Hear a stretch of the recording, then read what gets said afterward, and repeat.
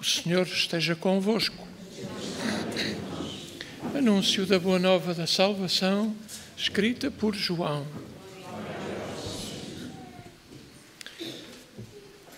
Naquele tempo, Jesus foi para o Monte das Oliveiras, mas de manhã cedo apareceu outra vez no templo. E todo o povo se aproximou dele. Então sentou-se e começou a ensinar.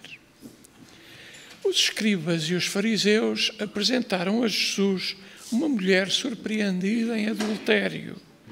Colocaram-na no meio dos presentes e disseram a Jesus: Mestre, esta mulher foi surpreendida em flagrante adultério. Na lei, Moisés mandou-nos apedrejar tais mulheres. Tu que dizes? Falavam assim para lhe armarem uma cilada e terem pretexto para o acusar. Mas Jesus inclinou-se e começou a escrever com o dedo no chão. Como persistiam em interrogá-lo, ergueu-se e disse-lhes: Quem de entre vós estiver sem pecado, atire a primeira pedra. Inclinou-se novamente e continuou a escrever no chão. Eles, porém, quando ouviram tais palavras, foram saindo uns após outro, a começar pelos mais velhos. E só ficou Jesus e a mulher que estava no meio. Jesus ergueu-se e disse-lhe: Mulher, onde estão eles? Ninguém te condenou? Ela respondeu: Ninguém, Senhor. Disse então Jesus: Nem eu te condeno. Vai e não tornes a pecar.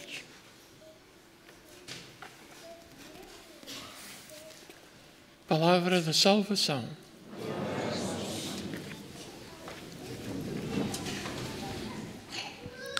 Eu não sei se estamos todos a ouvir bem. Está toda a gente a ouvir bem mesmo ao fundo? Nós hoje estamos com menos retorno. Então, celebramos este domingo, e este domingo é sempre um dia, uma oportunidade de fazer parte deste itinerário que nos conduz até à Páscoa. E de facto este percurso que nos leva até à Páscoa tem tido em cada domingo também um símbolo, uma imagem. Começámos na areia, depois o Monte Santo, diríamos assim, da Transfiguração, depois a videira, depois a casa, do regresso da casa do Pai, e hoje o templo, também o lugar onde Deus faz acontecer a vida de outra forma e de um modo especial. Mas eu gostava de dizer, o texto de hoje é muito bonito, e eu gostava de dizer que às vezes parece que a nossa vida tem assim uma carta fora do baralho, como usamos como expressão. Alguma coisa que não bate certo, ou sentimos que algo está meio desalinhado, ou até desorientado, se quisermos, em nós e no mundo. E porquê é que eu digo isso? Que às vezes temos a sensação que as coisas não estão totalmente como nós desejaríamos, ou não estão a acontecer como nós tínhamos programado. É porque o Evangelho de hoje, que é uma passagem de João, no capítulo 8, 1 a 11, na verdade, dizem muitos exegetas, é mais um texto de Lucas do que João. Então o texto parece também que está fora do lugar. Ele não aparece nas cópias mais antigas de São João, e alguns manuscritos colocam-no de facto em Lucas, ali a seguir ao capítulo 21, antes de começar o relato da Paixão.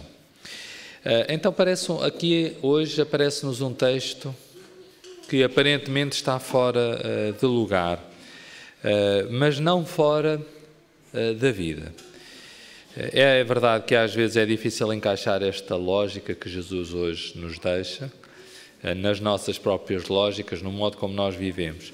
Mas o desafio é bonito, e é um texto, eu diria, dos mais marcantes também da história do nosso imaginário e da história da Igreja. De facto, atirar pedras, apontar o dedo, dizer mal, estarmos sempre a ver o que é que está a correr mal, denegrir o outro. é sempre mais fácil, parece sempre mais fácil. Se nós pensarmos, parece que há assim uma corrente na nossa história, na nossa vida, em que gestos e palavras, que também já têm séculos, é verdade, mas que são mais facilmente para dizer mal, para acusar e atirar pedras, do que propriamente para criar pontes e criar laços. Bom, então, o que é que nós temos hoje no Evangelho? Penso que o texto da mulher adúltera é-nos mais ou menos próximo, mas temos de novo aqueles impecáveis do costume. Há sempre na sociedade pessoas muito, enfim, parecem sempre com este ar impecável, estão sempre quase polícias do mundo, estão sempre a corrigir os outros, um bocadinho assim. Então nós temos estes impecáveis do costume, de novo, os escribas e os fariseus. E eles trazem até Jesus uma mulher, não lhe dão nome, não falam com ela, pelo menos no texto, parece que até não estão muito interessados propriamente nela, dizem apenas que ela foi surpreendida em flagrante adultério. A palavra é muito interessante, a expressão flagrante adultério. E eu imagino, ou tento imaginar, a alegria de quem a apresentou, o orgulho de se pensar em puros e santos. E se nós pensarmos assim, enquanto nós estamos a acusar os outros, ninguém está a pensar em nós. Portanto, eles estavam desviadas as atenções deles, das suas vidas, dos seus erros e também dos seus pecados. Então é uma espécie de solução, que é, antes que falem mal de mim, se eu passar o tempo a dizer mal dos outros, a coisa vai equilibrando. E por isso, quando disserem mal de mim, eu também vou dizer, mas os outros também são o que são. Bom, enfim, então diríamos que podemos imaginar um bocadinho aquele orgulho de dizer eu cá faço tudo bem e estas pessoas fazem tudo mal ou fazem mal. Mas o olhar de Jesus é muito diferente deste olhar. A atitude de Jesus no mundo é diferente. O modo como ele nos ensina a lidar com os outros é diferente. E um teólogo muito conhecido, o John Batista Metz, diz que o primeiro olhar de Jesus não vai para o pecado da pessoa, mas vai sempre para o sofrimento da pessoa. O olhar de Jesus não vai para o pecado, mas vai para o sofrimento. E normalmente o nosso olhar vai primeiro para onde? Para os erros, para as falhas, para aquilo que correu mal dos outros, para aquilo que são as suas limitações, e não para o sofrimento, para as circunstâncias, para o que está a passar, porque é que fez aquilo, porque é que disse aquilo, enfim. Então, mas dizia este teólogo, então, que o olhar de Jesus é para o sofrimento. E agora imaginemos aquela mulher. O que é que ela estava a sentir? Sendo verdade ou não, já vamos falar disso, o que é que ela estava a sentir? Imagina a vergonha, a tristeza, o sentir-se arrastada ali para o meio daqueles acusadores. O texto diz que colocaram-na no meio. A angústia de não saber o que é que lhe poderia acontecer, a escuridão que iria naquele coração. Ela sabia que diante daquela acusação não iria ter grandes possibilidades de defesa e, portanto, uma das possibilidades a mais forte que a esperava era a morte. E, portanto, está ali alguém, diríamos, no corredor da morte, nos últimos minutos da sua vida. A história parece estar a terminar. Os vencedores já estão escolhidos, são os que a acusaram. A derrotada também está escolhida, é aquela mulher. Só falta então o golpe final, se quisermos. E ela percebe que não pode fazer nada. Então, se pensarmos de novo as leis, dizem eles, Moisés mandou-nos apedrejar tais mulheres. E tu que dizes? Estes homens citam a lei, mas citam sempre a partir do lugar que lhes interessa, já agora. Também vamos falar disso. E Jesus fica diante de um dilema, cumprir a lei ou não cumprir. Ele sabe que é uma armadilha que lhes estão a fazer, é uma espécie de trama, para ver o que é que ele vai decidir. Então, vários aspectos. Diante de uma acusação, vários aspectos naquele tempo e vários aspectos para este tempo. Primeiro, a acusação era verdadeira ou era falsa? Isto é, aquela acusação, ela foi mesmo apanhada em flagrante adultério? Não sabemos. Pode ser sim, pode ser não. Mas há aqui coisas que não batem certo. E Jesus era inteligente, conhecia a sua gente. A primeira coisa é que a lei dizia também que uma mulher, quando era apanhada em flagrante adultério, ela era apedrejada e a pessoa que estava com ela também era apedrejada. Então aqui o primeiro bug, diríamos assim, desta história é que o homem não aparece. O homem com quem ela estaria em flagrante adultério não está na história. Não é normal. E depois, ser apanhado em flagrante adultério era uma coisa muito difícil, passa a expressão. Não é porque não houvesse adultérios, mas porque ele já tinha uma lei suficientemente restrita para que não acontecesse assim tanta acusação falsa. É porque para ser apanhado em flagrante adultério não bastava sair do mesmo quarto, era preciso mesmo encontrá-los a ter relações, para sermos assim práticos. E não é assim a coisa mais objetiva e fácil. Então, muitas vezes, e Jesus sabia disso, esta mulher estaria prometida em casamento, não estaria ainda a viver com o marido, é aquilo que alguns exegetas dizem. E então o que acontece é que às vezes, quando eles não estavam muito interessados, porque estes casamentos eram um pouco arranjados, quando não estavam muito interessados em consumar o casamento, combinavam com alguém, vejam a maldade, combinavam com alguém para meter-se, passa a expressão e desculpem a linguagem, com aquela que seria a sua futura esposa, e depois tinham que combinar com mais 2 pessoas para os apanhar em flagrante adultério, porque as testemunhas tinham que ser 2 pessoas, não bastava uma.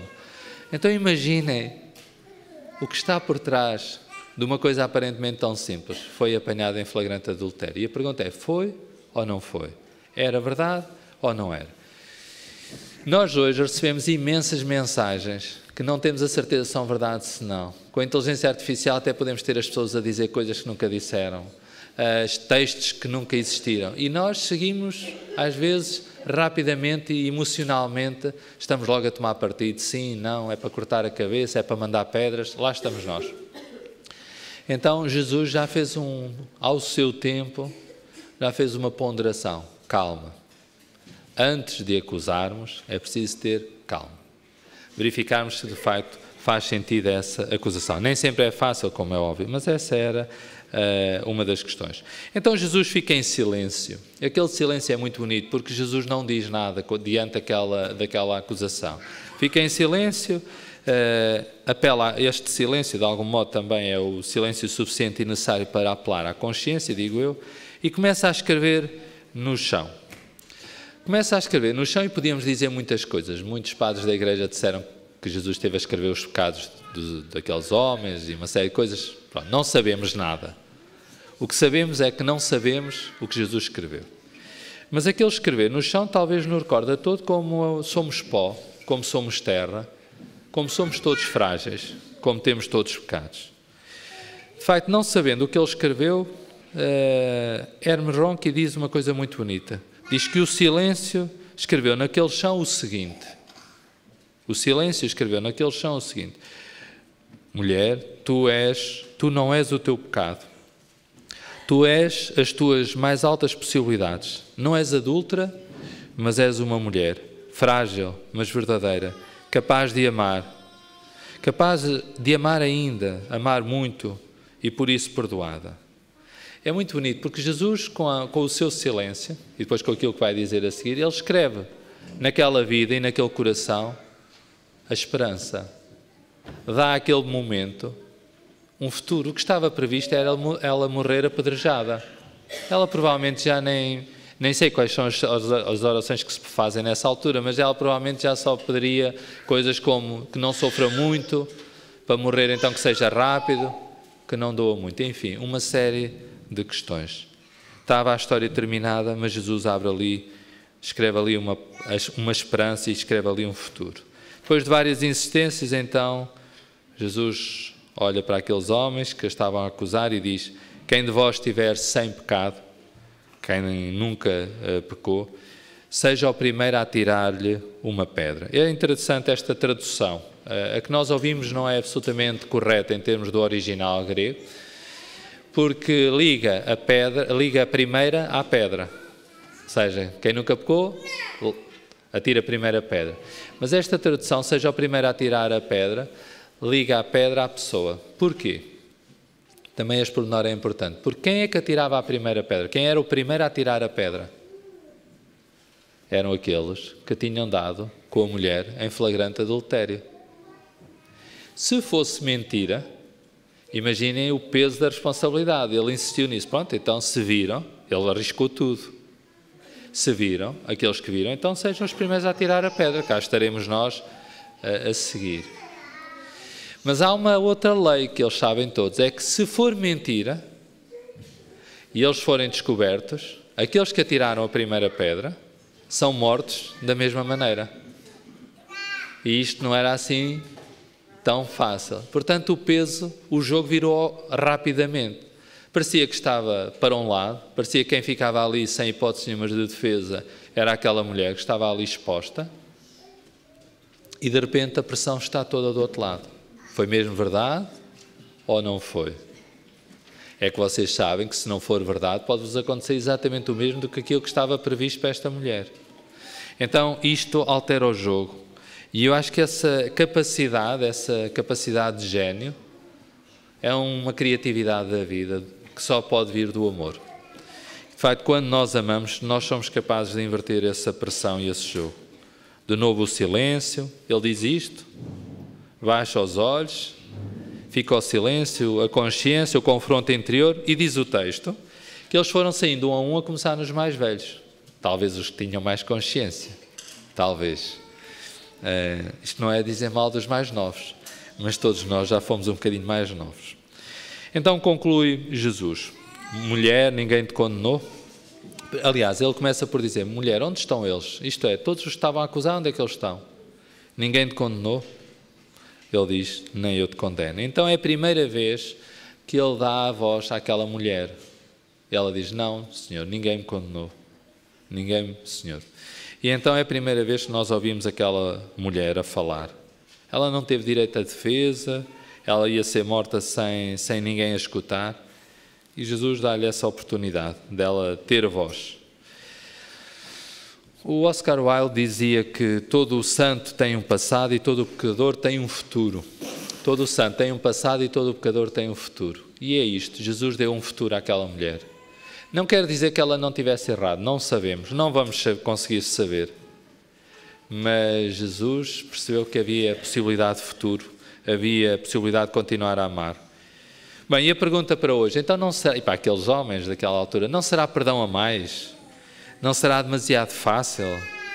Talvez um pouco de severidade ou de penitência, de exigência, não era melhor? Educar como é que é então? Podem tudo? Porquê é que Deus perdoa assim? É uma pergunta que podíamos fazer. Bem, podíamos dizer porque é amor e é misericordioso. Certo, mas é mais do que isso. Deus perdoa-nos assim porque Ele conhece-nos, sabe que fomos criados à sua imagem e semelhança e sabe que o pecado não é o nosso melhor lado.